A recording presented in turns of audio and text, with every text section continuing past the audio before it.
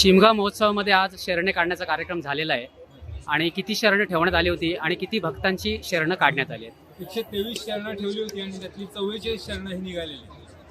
आता पुढचं नियोजन कसं आहे? आता याच्या पुढे पालखी ही बाजारपुलाच्या दिशेने प्रयाण करते. पेठमाप गावातून जाऊन ती बाजारपुलावरती 10 वाजता पोहोचेल असं अपेक्षित आहे आणि त्याच्यानंतर तिचं गोळकोट ते प्रयाण होईल. या ठिकाणी नगराध्यक्ष सकपाल साहेब आहेत. सकपाल साहेब, आपल्या काय शुभेच्छा आहेत? गेल्या 20-22 वर्ष मी या देवीच्या सेवेसाठी या पटांगणामध्ये असतो.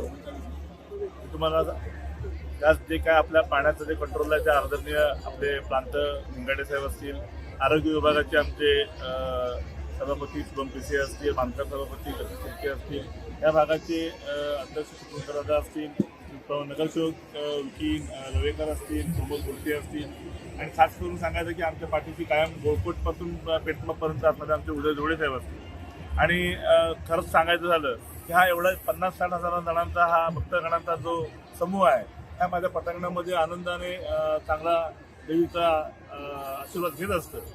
मी तुम्हाला एवढंच सांगेन की मगाशी जो प्रश्न उद्भवला तर त्या प्रश्नामध्ये आम्ही तुम्हाला सांगितलं की देवीची जी ताकद आहे की जमिनीमधून शरण लपवलेलं शरण शोधून काढणं हे म्हणजे एक दैविक शक्ती किती माझ्या देवीची आहे हे तुमच्या लक्षात आलं असेल.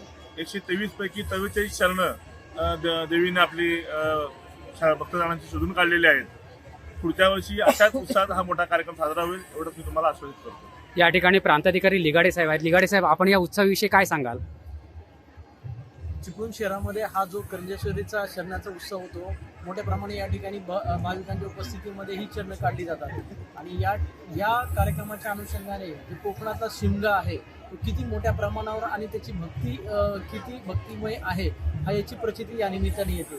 आणि हा भाविकांचा जो सागर या ठिकाणी लोटलेला आहे तो पाहता एक करंजेश्वरी देवीचं जे श्रद्धास्थान म्हणून जे प्रत्येक भाविकाच्या मनामध्ये स्थान आहे ते याच्यातून प्रचिती मिळते.